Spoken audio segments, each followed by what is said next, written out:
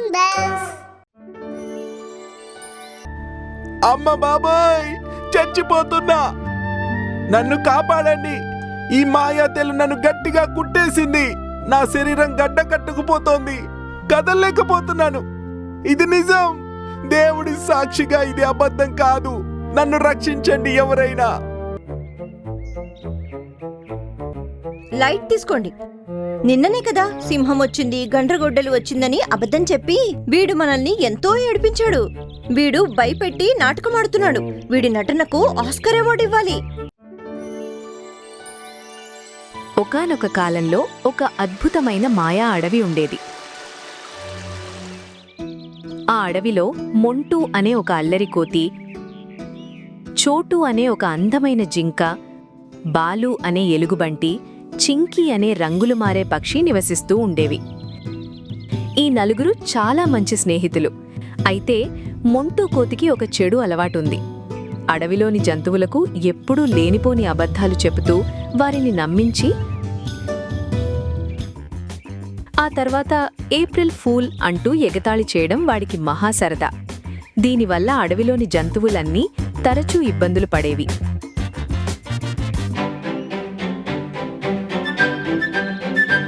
ఒరే బాలు, బాలు, త్వరగా లే. ఎంత అదృష్టవంతుడివిరా నువ్వు. అటు చూడు, ఆకాశం నుండి మేఘాలు విడిపోయి స్వచ్ఛమైన తేనెవాన కురుస్తోంది. నీ నోరు ఎంత పెద్దగా తెరిస్తే అంత తేనె నీ కడుపులోకి వెళ్తుంది. త్వరగా నోరు తెరిచి ఉండు. బాలు ఎలుగుబంటికి తేనంటే ప్రాణం. మొంటూ మాటలు వినగానే బాలు నిద్రలో నుండి లేచి కళ్ళు కూడా తెరవకుండా ముఖం పైకి పెట్టి తన నోటిని ఎంత పెద్దగా తెరవగలడో అంత పెద్దగా తెరిచి ఆకాశం వైపు చూశాడు. కాని అక్కడ తేనెవాన లేదు, సరే కదా. సరిగ్గా అదే సమయంలో కొమ్మపై కూర్చున్న ఒక కాకి వేసిన రెట్ట నేరుగా వచ్చి బాలు నోట్లో పడింది. అది చూసిన మొంటూ చెట్టు కొమ్మపై చప్పట్లు చెరుస్తూ గట్టిగా కేకలు వేసి నవ్వాడు.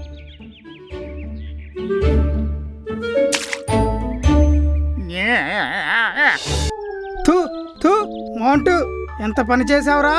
నా తిండి పిచ్చిని నువ్వు ఆసరాగా చేసుకొని నాకు కాకిరెట్ట తినిపిస్తావా? ఈ రోజు నీ తోక కత్తిరించకపోతే నా పేరు బాలునే కాదు, నిన్ను అస్సలు వదలను. ఇటురా. అబ్బబ్బా, నా కడుపు నొచ్చేస్తోంది బాలు. నా అబద్ధాల వలలో పడ్డావుగా. తేనెవాన అంట, తేనెవాన. తిన్నావుగా కాకిరెట్ట. నీ మొహం చూడు ఎలా పెట్టావో. ఈ అడవిలో అబద్ధం చెప్పడంలో నన్ను మించిన మొనగాడే లేడు. మొంటూ దగ్గర ఒక రహస్యమైన మాట్లాడే మాయా అద్దం ఉంది. ఆ అద్దం యొక్క ప్రత్యేకత ఏమిటంటే మొంటూ ఎప్పుడు అబద్ధం చెప్పినా అది గట్టిగా అబద్ధం అబద్ధం అని అరిచేది. మొంటూకు ఆ అద్దం చేసే పని నచ్చలేదు. మొంటూ ఒకరోజు ఆ అద్దం ముఖానికి గట్టిగా ప్లాస్టర్ అంటించి దాన్ని ఒక పాత గోనె సంచిలో వేసి తన గుహలో దాచేశాడు. మోంటూ, నువ్వు చేసేది అస్సలు బాలేదు. నువ్వు పెద్ద అబద్ధాల కోరివి. ఈ అబద్ధాల వల్ల నువ్వు ఏదో ఒక రోజు చాలా పెద్ద ప్రమాదంలో పడతావు. నీకు త్వరలోనే కాలమే బుద్ధి చెప్తుంది.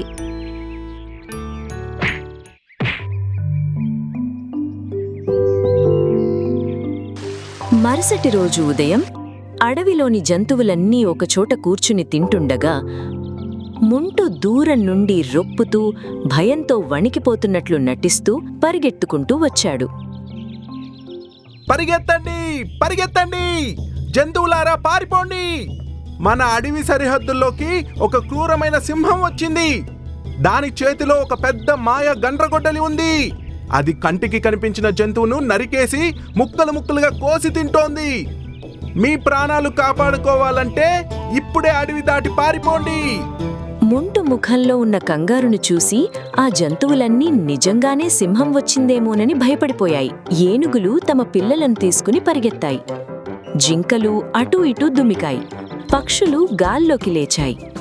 అడవి అంతా అయోమయంగా మారిపోయింది. జంతువులన్నీ చెట్ల వెనుక, గుహల వెనుక దాక్కుని ప్రాణాలు గుప్పెట్లో పెట్టుకుని చూడసాగాయి. కాని ఎంతసేపటికి ఏ సింహమూ రాలేదు, గండ్రగొడ్డలి శబ్దమూ వినపడలేదు. అప్పుడు మొంటూ ఒక పెద్ద రాయిపై కూర్చుని తన కాళ్లు ఊపుతూ గట్టిగా నవ్వాడు. మోంటూ, ఎక్కడా సింహం? ఎక్కడా గండ్రగొడ్డలి? మమ్మల్ని అందరినీ మళ్ళీ మోసం చేశావా? ఓ చోటు, నువ్వు పరిగెత్తేటప్పుడు నీ కాళ్ళు ఎలా వణికాయి తెలుసా? నేను ఊరికే సరదాకి మజాక్ చేశాను. మీరంతా ఇంత అమాయకులైతే ఎలా అబ్బా? నేను చెప్పేవన్నీ నిజం అనుకుని మీరంతా దాక్కోవడం చూస్తుంటే నా పొట్ట చెక్కలవుతోంది. జంతువులన్నీ మొంటూ చేసిన పనికి విసిగిపోయాయి. వాడి అల్లరి, అబద్ధాలు మితిమీరిపోతున్నాయని గ్రహించాయి. లంబు కోపంతో మొంటూ వైపు ఒక కుళ్ళిన అరటిపండును విసిరాడు. మోంటూ, నీ ఈ అబద్ధాల అలవాటు వల్ల ఏదో ఒక రోజు నీపై అందరికి నమ్మకం పోతుంది. అప్పుడు నువ్వు నిజం చెప్పినా కూడా నిన్ను ఎవ్వరూ నమ్మరు. కాని మొంటూ ఆ మాటలను అస్సలు పట్టించుకోలేదు. మరుసటి రోజు సాయంత్రం వాతావరణం చాలా ప్రశాంతంగా ఉంది. స్నేహితులంతా కలిసి అడవి మధ్యలో ఉన్న చింతామణి మైదానంలో ఒక మాయా గ్లోయింగ్ బంతితో క్రికెట్ ఆడుతున్నారు. చోటు బౌలింగ్ చేస్తుండగా మొంటూ బ్యాటింగ్ చేస్తున్నాడు. బాలు కీపింగ్ చేస్తున్నాడు. చోటు, మంచి బాల్ వేయ్. ఈరోజు ఈ మాయ బంతిని అడవి అవతలకు కొడతా చూడు. చోటు బంతిని విసిరాడు. మోంటూ తన పూర్తి బలంతో బ్యాట్ను గట్టిగా ఊపాడు. బంతి మనే శబ్దంతో గాల్లోకి లేచి రంగులు మారుస్తూ వెళ్లి మైదానం పక్కనే ఉన్న చీకటి నల్లరాళ్ల కోనలోకి వెళ్లిపోయింది. ఆ ప్రదేశంలో ప్రమాదకరమైన జీవులు, మాయా రాక్షస కీటకాలు ఉంటాయని అడవిలో ఎవ్వరూ ఒంటరిగా అక్కడికి వెళ్లరు. కాని మోంటూ తన అతి తెలివితో, గర్వంతో ఎవరికీ చెప్పకుండా ఒంటరిగా లోపలికి వెళ్లాడు. అబ్బా, ఇక్కడ అంతా ఎంత చీకటిగా ఉందో! ఆ రాళ్ళు ఎందుకు అలా కదులుతున్నాయి? ఏదైతేనే నా మాయా బంతి దొరికింది. కానీ ఈ బంతి మీద ఉన్న ఈ పెద్ద నీడేంటి?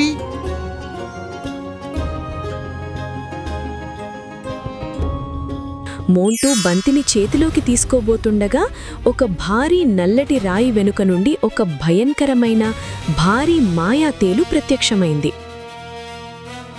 దాని కళ్ళు ఎర్రటి నిప్పు కణాల్లా మెరుస్తున్నాయి. దాని తోక చివర ఉన్న కొంకి నుండి పచ్చని విషం కారుతోంది. అది మోంటూను చూడగానే పెద్దగా గర్జించింది. అమ్మ బాబోయ్, ఇదేదో రాక్షస తేలులా ఉందే! చోటు, బాలు, నన్ను రక్షించండి! మొంటూ పారిపోయే లోపే ఆ మాయాతేలు తన తోకను మెరుపు వేగంతో గాల్లోకి లేపి మొంటూ కుడి చేతిపై గట్టిగా పొడిచింది. ఆ విషపు దెబ్బకు మొంటూ చెయ్యి క్షణాల వ్యవధిలో ఆకుపచ్చ రంగులోకి మారిపోవడం ప్రారంభించింది. ఆ విషం వాడి ఒళ్లంతా పాకుతూ శరీరాన్ని రాయిలా మార్చడం మొదలుపెట్టింది. అమ్మ బాబోయ్, చచ్చిపోతున్నా! నన్ను కాపాడండి! ఈ మాయాతేలు నన్ను గట్టిగా కుట్టేసింది. నా శరీరం గడ్డ కట్టుకుపోతోంది. కదలలేకపోతున్నాను. ఇది నిజం. దేవుడి సాక్షిగా ఇది అబద్ధం కాదు. నన్ను రక్షించండి ఎవరైనా. మైదానంలో ఉన్న మిగతా జంతువులకు మొంటూ వేస్తున్న అరుపులు, కేకలు స్పష్టంగా వినిపించాయి. కాని వాళ్లంతా ఒక చోట చేరి నవ్వుకోసాగారు. లంబు అరటిపండు తింటూ ఇలా అన్నాడు. లైట్ తీసుకోండి. నిన్ననే కదా సింహం వచ్చింది, గండ్రగొడ్డలు వచ్చిందని అబద్ధం చెప్పి వీడు మనల్ని ఎంతో ఏడిపించాడు. వీడు భయపెట్టి నాటకమాడుతున్నాడు. వీడి నటనకు ఆస్కర్ అవార్డు ఇవ్వాలి. అవును లంబు, చెప్పింది నిజమే. మనల్ని మళ్ళీ పిచ్చివాళ్ళని చెయ్యాలని చూస్తున్నాడు. ఈసారి మనం వాడి వలలో పడకుండా మన ఆట మన ఆడదాం. అసలు వెళ్ళొద్దు. మొంటూ ఎప్పుడూ అబద్ధాలే చెబుతాడని భావించి జంతువులేవి అతని మాటలను పట్టించుకోలేదు. మొంటూ నొప్పితో విలవిలలాడుతూ ఎలాగోలా రాళ్లకోన నుండి పాకుకుంటూ బయటకు వచ్చాడు. వాడి కళ్ళు పూర్తిగా మూసుకుపోతున్నాయి. చెట్టుపై ఉన్న చింకి పక్షి వాడి భయంకరమైన పరిస్థితిని, ఆకుపచ్చగా మారిన చేతిని గమనించింది. చోటు, బాలు, త్వరగా రండి. మోంటూ నటించటం లేదు. వాడి ప్రాణాలు ప్రమాదంలో ఉన్నాయి. చూడండి, వాడి శరీరం రాయిలా మారిపోతుంది. ఆ మాయతేలి విషయం వాడి ఒళ్ళంతా పాకుతోంది.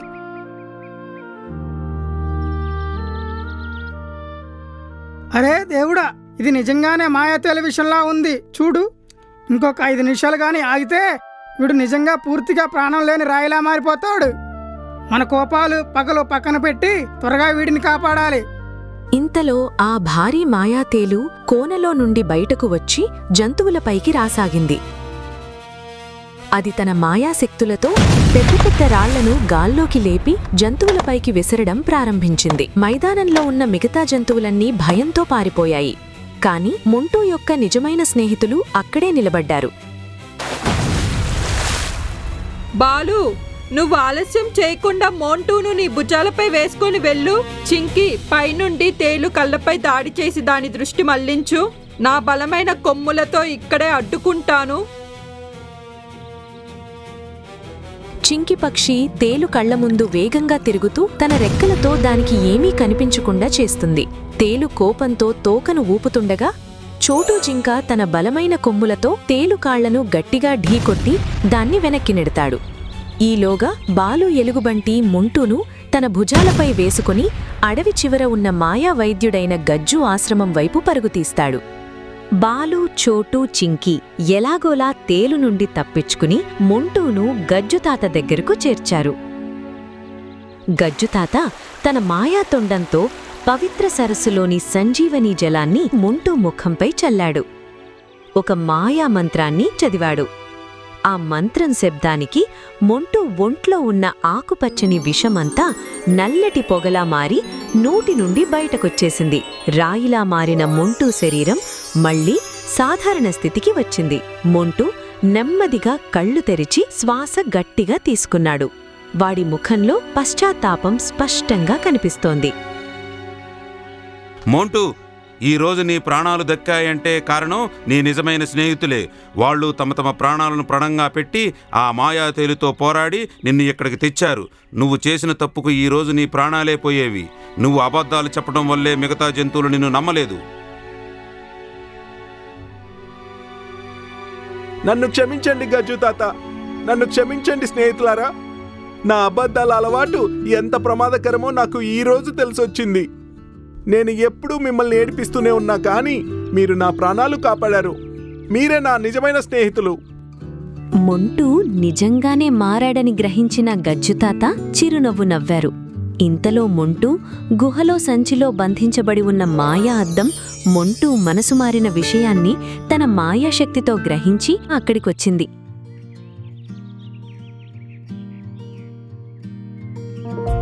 అబ్బా, బతికించావు మొంటూ. ఇప్పటికైనా నీకు బుద్ధి వచ్చిందా? అబద్ధం అనేది తాత్కాలికంగా ఆనందాన్ని ఇస్తుంది, కానీ జీవితాంతం సమాజంలో మనపై ఉన్న నమ్మకాన్ని, గౌరవాన్ని పూర్తిగా పోగొడుతుంది. ఇకనైనా నిజాయితీగా బతుకు. అవును మిత్రమా, నన్ను క్షమించు. ఇకపై నా జీవితంలో ఎప్పుడూ ఎవరితో కూడా సరదాకి కూడా అబద్ధం చెప్పను. నా ఊపిరి ఉన్నంత వరకు నిజం మాత్రమే మాట్లాడతాను. ఇదే నా ప్రమాణం. మొంటూ మారడం చూసి ఆ మాయా అద్దం నుండి ఒక దివ్యమైన బంగారు కాంతి వెలువడింది. ఆ కాంతి మొంటూ కుడి చేతికి ఒక అందమైన సత్యకంకణంలా మారిపోయింది. ఆ రోజు నుండి మొంటూ తన అల్లరి చేష్టలను మానలేదు, కాని అబద్ధాలు చెప్పడం మాత్రం పూర్తిగా మానేశాడు.